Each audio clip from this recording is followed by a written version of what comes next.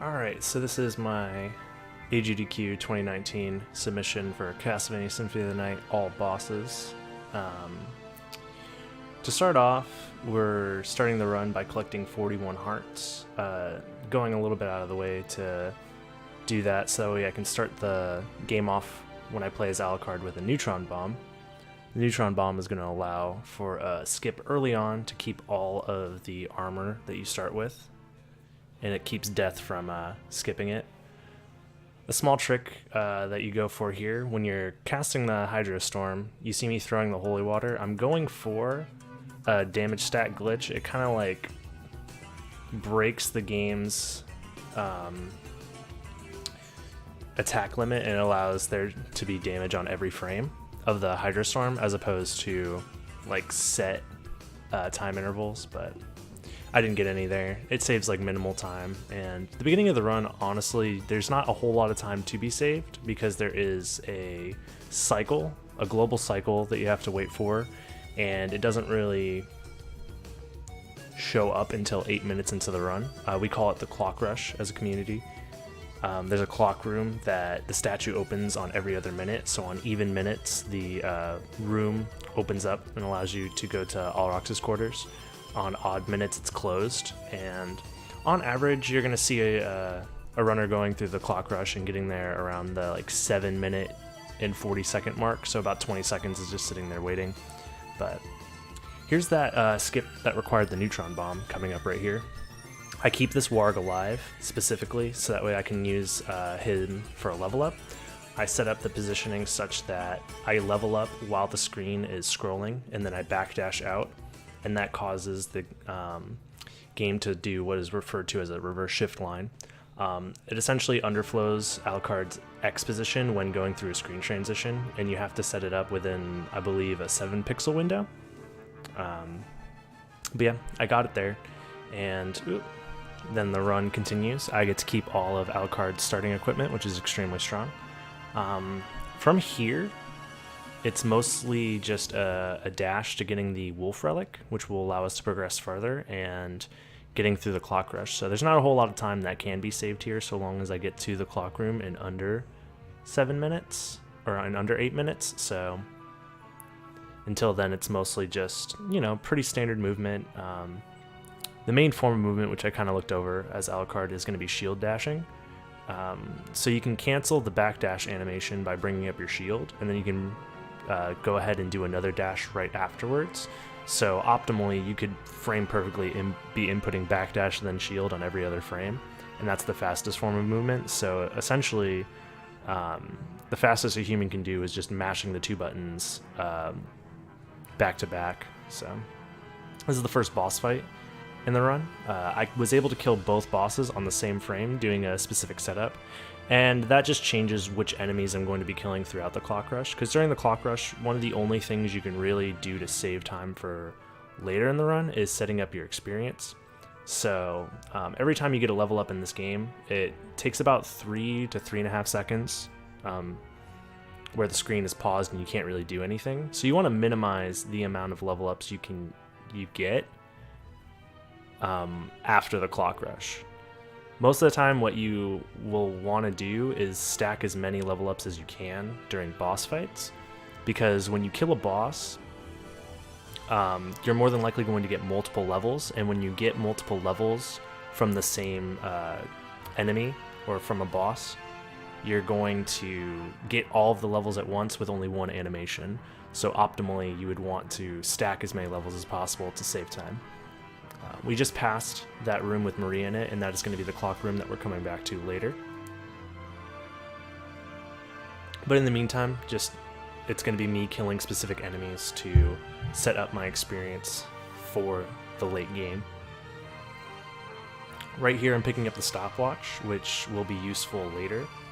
This stopwatch is going to be a sub-weapon that you see me use a handful of times, but on 2 specific bosses, and we don't want to lose that stopwatch because it saves quite a bit of time.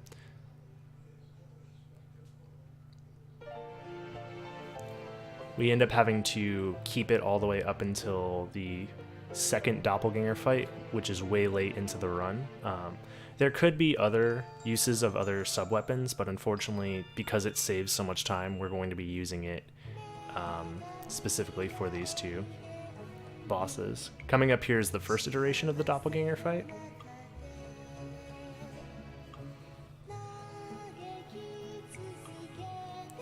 For whatever reason, the doppelganger seems to be the only boss that's affected by the clock or the stopwatch sub-weapon.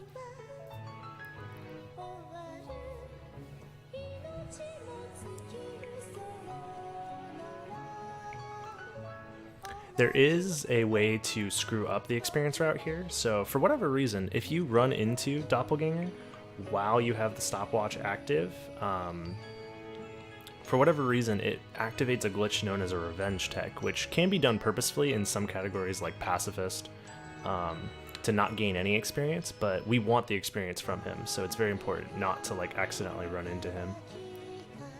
Here you see me skipping specific enemies and killing other specific enemies to set up the experience route.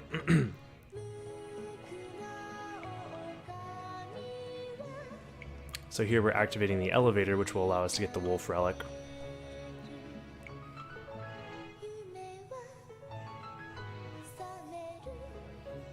There's a little clip you can do there if you land in a specific way out of that screen transition. It clips you through the floor. It saves like literally 1 second. But because it's in the clock rush, it doesn't really matter whether it saves time or not. Here we're going to be collecting a garnet, which will be used later for a underflow glitch, which will allow us to have as much money as we need for the rest of the run. Garnets act as like a sellable item, and there's a way that we can take one away from 0, underflowing all the way to 255, which will allow us to sell as many as we need to get the duplicator, which is a very, very strong weapon that kind of breaks this game open a little bit. I mean, there's other ways to break this game open, but that's one of the bigger kind of methods of breaking the game. Right here, I'm using the wolf to maneuver just because the wolf moves at a consistent 3 pixels per frame. Oh, well, never mind. I didn't realize that I got hit here. But it's normally faster to go through this entire section as the wolf because it's just as fast, maybe a little bit slower than shield dashing, but you retain all your momentum from horizontal like slopes and like falling off of things, where Alucard doesn't retain any momentum. And it's a little bit easier on the hands. You don't have to sit there mashing buttons. The wolf just kind of is a very consistent way of moving. The only issue is that you have to take time to transform into the wolf and then untransform. And that costs about a couple seconds each transformation, so it's usually slower except in very specific situations. This is me waiting for the clock door to open up, and I do a specific setup there to try and get through as soon as possible. I'm looking at the timer because I know exactly when the door is going to open. From here is where the speedrun actually kind of begins. There wasn't very much time to gain or lose up until that point because we had to wait until the clock door opens, but now everything kind of counts. My experience is set up such that I'm going to be leveling up in very specific areas, which is good. Coming up here, you can do some manipulation to skip these blade masters. They're very manipulatable. Doing a jump attack will force them to slide, and walking forward will force them to jump over you. So you can use that to your advantage to get through there a little bit faster. Here's another boss fight. These guys are very polite and just kind of let you hit them over and over again. So a little bit of a logic error. If you skip the cutscene that plays during... there's normally a cutscene that plays right before that fight starts, but those enemies aren't programmed to do anything until the cutscene is over, so they still wait the same amount of time as if the cutscene was playing, but you skip it, so they're sitting there waiting and they're still vulnerable, so you can just hit them during that time. Here I'm going out of my way to get the shield rod, which is an extremely powerful weapon. We're going to be using that pretty much from here on out to kill bosses and to kill enemies in general. So the shield rod allows you to use a spell with the Alucard shield, which we kept from the beginning of the game, which those two in combination, it's very, very strong. Holding out your shield and colliding with any any enemy will just do, I think, 255 damage on like every other frame or something crazy like that. It's a very, very high DPS. I think the highest DPS in the game. But yeah, so we're going to be using that later. Right there, I just got the fairy card, which will be used for the shop underflow glitch that I was referring to earlier. So when the fairy talks, it sets a flag that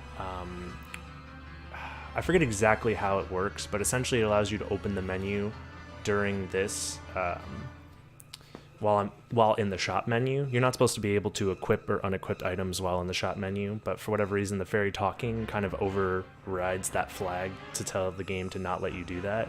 So you equip a garnet as you sell it, so you're taking 1 away from 0 garnets that you actually have, and it underflows to 255. Here, this is the shield rod spell. I'm casting it now, which will allow me to kill enemies faster. This is another situation where the wolf movement is a little bit faster than just shield dashing around. Here I go for a specific strat, where you keep the wolf speed all the way through, and it saves a little bit of time. You have about 1 in 3 chance for that Fleaman to actually give you the right pattern. If he does like an overhead slash, it lets you continue forward through the room without getting knocked backwards. That level up there is unfortunate. I must have screwed up the experience route. Normally you want to get it while killing the lesser demon there, but it's a minor time loss.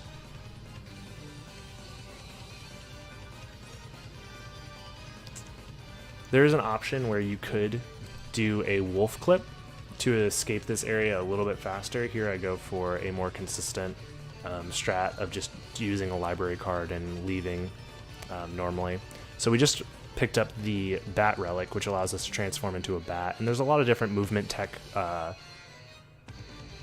that's associated with the bat form. So the main form of movement you're going to be seeing me doing a lot is wing smashing.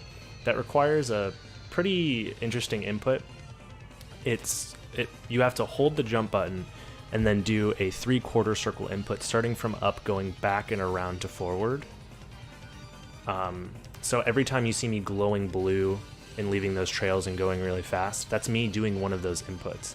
And that only sets you to a certain distance after doing that input.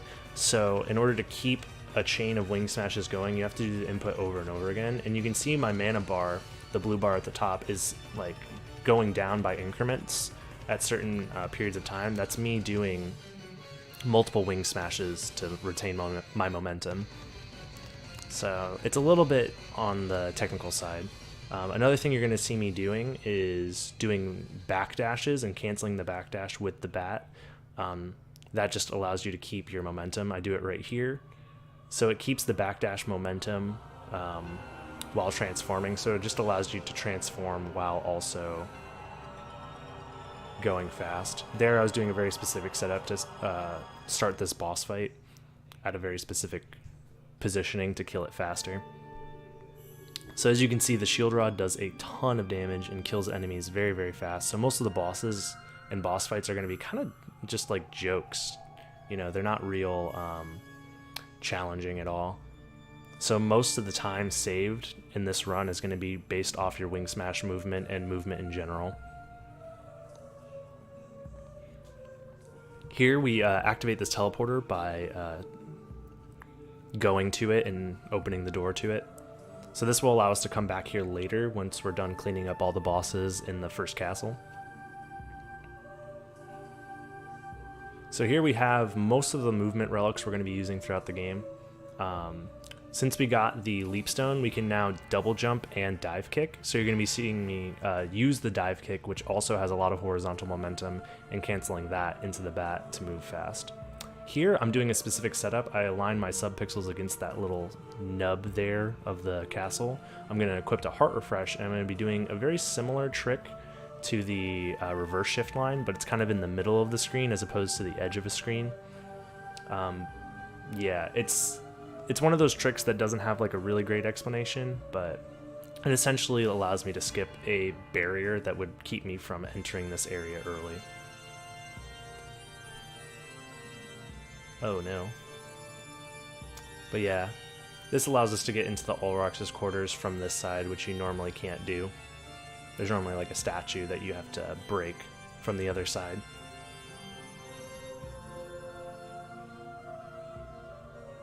But yeah, more boss fights that are very easy with the shield rod.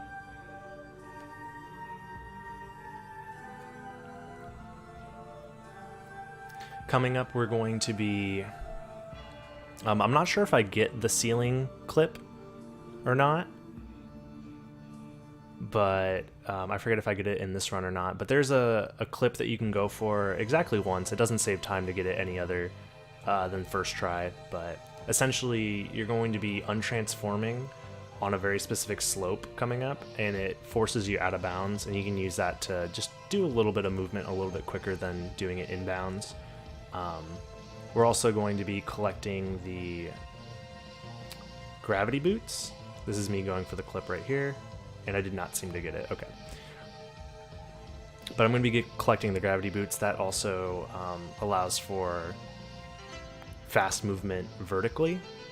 So we have the wing smashing to move fast horizontally, and then the gravity boots that we're collecting here are going to allow us to move quickly vertically. You could also cancel the vertical jump of the gravity boots with a bat, because they allow you to go straight up or diagonal, so it lets you retain your horizontal momentum again. Here we're going for a specific floor clip. This clips us into the caverns early. There's a specific setup that I'm doing here, and I'm also going to be using the map to buffer my inputs because it is pretty frame tight. I believe it's a 2-frame window on the initial jump, depending on your positioning, and a 2 to 1 frame window on the untransformed, depending on your positioning. But yeah, that allows us to get into the caverns early for the boss fight with the succubus. I believe that skip saves around like 30 seconds.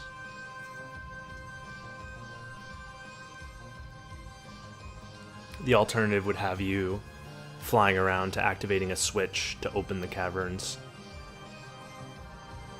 But yeah, the loading zone is there out of bounds for you to get to.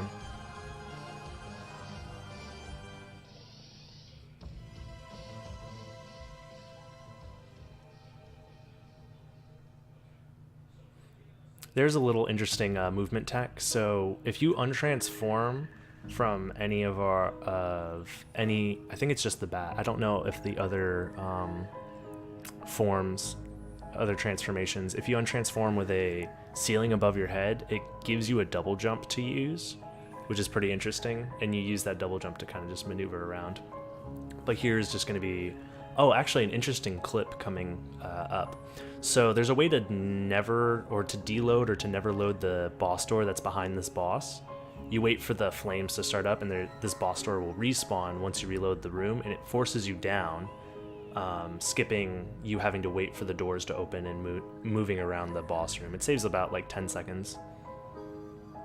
The caverns here are very difficult to maneuver through because it's a lot of very narrow windows. Keeping a wing smash chain throughout this entire section, you barely have enough mana to do it, and most of the time you're going to be hitting some terrain which either forces you upwards or forces you to like cling to the ceiling and will ruin your chain. We flip that switch there, so that way this Donkey Kong will appear, and we need him to throw his barrel to break this bridge open.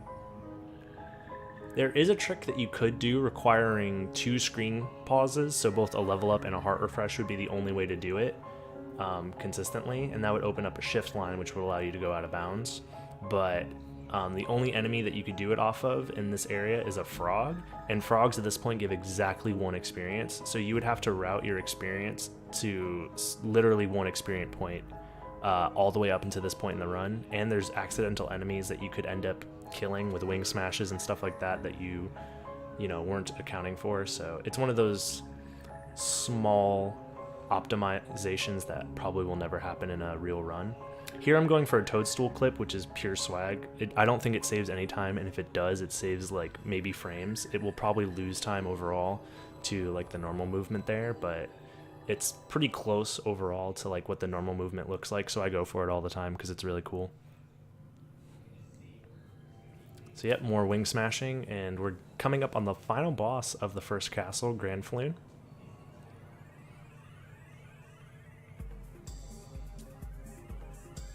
Here it looks like I have barely enough mana to get through. Yep, I got it. So if you run out of mana while using the Shield Rod spell, because as you hold out the shield, when you've activated the Shield Rod spell, it drains mana over time, and if you run out of mana, the spell just goes away and you have to reactivate it, which costs like 3 seconds plus menus, so probably close to like 5 or 6 seconds time loss. So in general, you just want to make sure you never run out of mana. Thankfully, because we did the shop glitch and have the duplicator equipped, it allows us to use as many mana refreshes as we want. Normally when you use a mana refresh, it goes away. It's a one-use only item. But because the duplicator is equipped, we can use it as many times as we want. I forgot to mention that earlier. So yeah, that's the first castle done. And we're moving on to the second castle.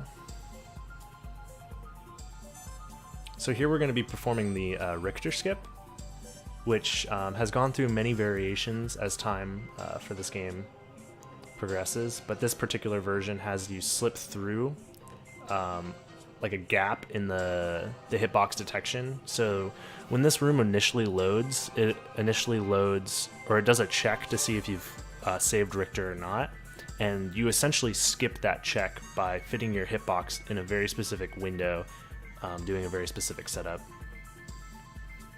And it loads the default room, which is Richter having been saved, and it plays the cutscene if you haven't seen the cutscene before. You can also soft lock doing that skip. It's pretty easy to do if you mess up your timing at all. It forces you into a cutscene, but you never leave the cutscene essentially. So here, the second castle is going to be just going through and cleaning up all the bosses in the second castle using all the movement and everything that we've collected throughout the run. So this section of the run, there's not very many glitches or skips. It's mostly all execution and movement, which is it's probably my favorite part of the run. Coming up is the worst room in the game. If you don't use the stopwatch in this room, you will just get swarmed by a bunch of flying enemies. It's pretty awful. This is the second worst room in the game, which is basically the same as the first worst room in the game. Those two rooms are awful without the stopwatch activated.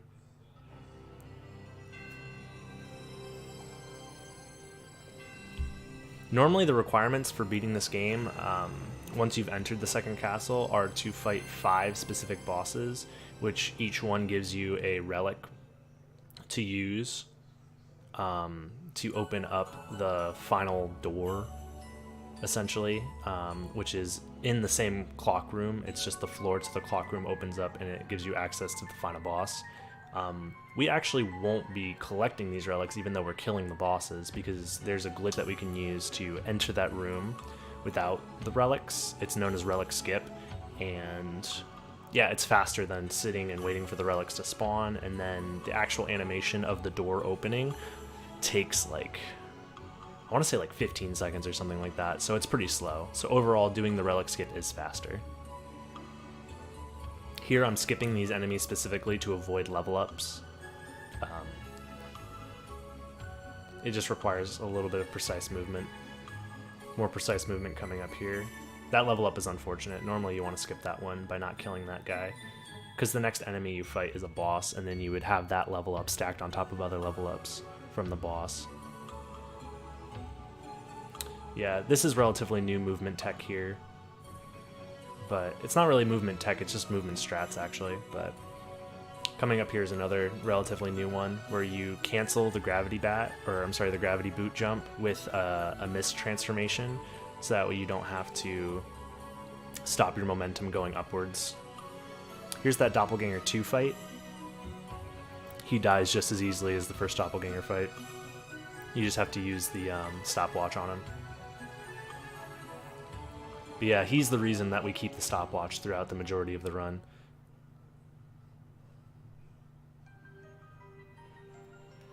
Yeah, those Rock Knights, you're pretty much almost guaranteed to get a level up off every time, because they give quite a bit of experience, and skipping them is difficult. They also have a glitch where their hitboxes will leave the sprite, and you can kill them by flying above them. Here I'm going to be going for the death quick kill. Yep. So I set up my positioning there to kill death as quick as possible. It's pretty random whether you get it or not, because death has a chance of either flying off to the left or flying off to the right. You kind of have to make a guess, and I guessed that he'd be going to the right based off my positioning, but it's still pretty random. Ooh, the movement in this room is pretty rough. And you use the stopwatch to kind of like make sure those bats don't mess with you. This is like notoriously one of the coolest and also most difficult movement sections. Overall pretty decent.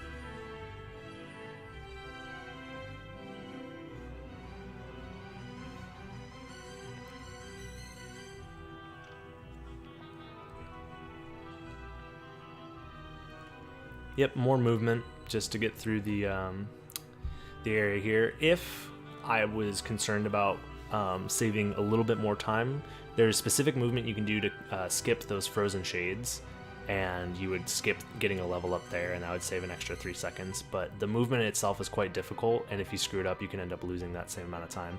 Here, I'm killing Galamoth and like jumping into his head over and over again because his head is more susceptible to damage than his body is, so it's like slightly faster. You could honestly not do that, and I think the fight is maybe like a couple of frames slower, just because the difference is you're doing 255 damage per frame versus 230 damage per frame, or however often the shield rod hits. But yeah, so that's one half of the castle kind of cleared of bosses. So we're going to be using a teleporter to clean up the other half.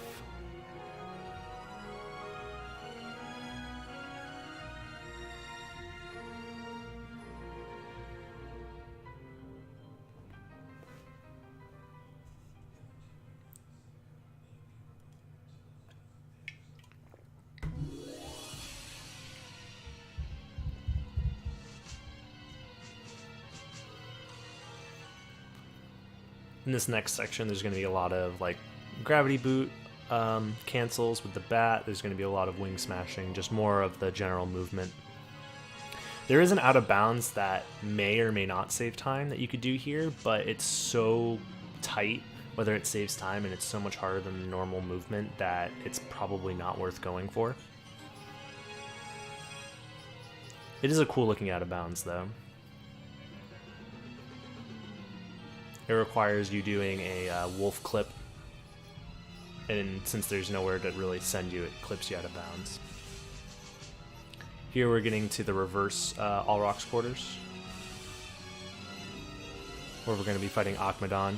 He's an interesting boss because he's on the screen for a really long time, but that's mostly for his death animation. Like he takes forever to just die.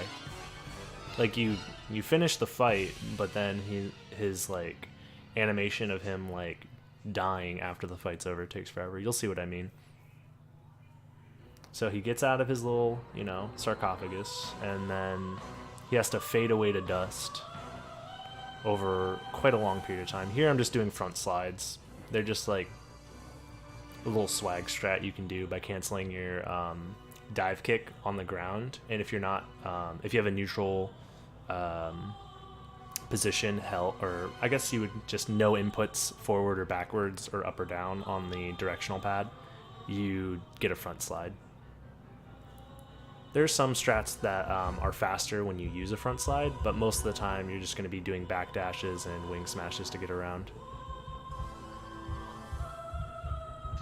Here you cancel the end of your gravity jump with the mist. On average, using the mist to cancel what you're doing, whether it's a wing smash, whether it's a gravity jump, or you could even use it to transform into other transformations a little bit faster than normal. It just has a faster animation than like allowing yourself to bonk on the ceiling with the gravity jump. Or if I want to transform into the bat quickly without trying to retain any momentum horizontally, you would just use the mist to transform. right there is another situation where you cancel the bonk animation with the mist because it's a little bit faster than letting the animation play all the way out. When you go through these doors, it lets you buffer an input for whatever reason, so I buffer a bat transformation there. This is also a cool strat. You dive kick off the enemy, or off Beelzebub, while you have the shield rod active, and that just forces the shield rod, or the shield, into the boss's hitbox the entire time. And with that, that's all the bosses cleared. And from here, it's just movement into doing the relic skip into beating the game. There I did a little bit of a front slide there, mostly for swag, but I think it saves a little bit of time.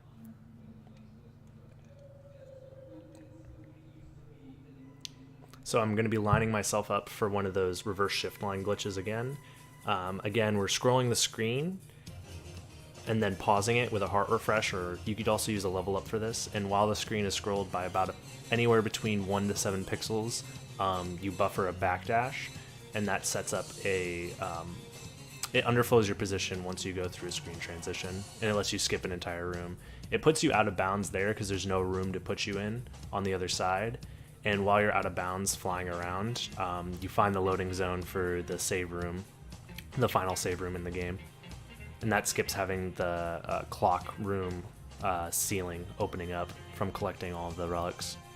Here it's just killing the bosses with the shield rod and game over.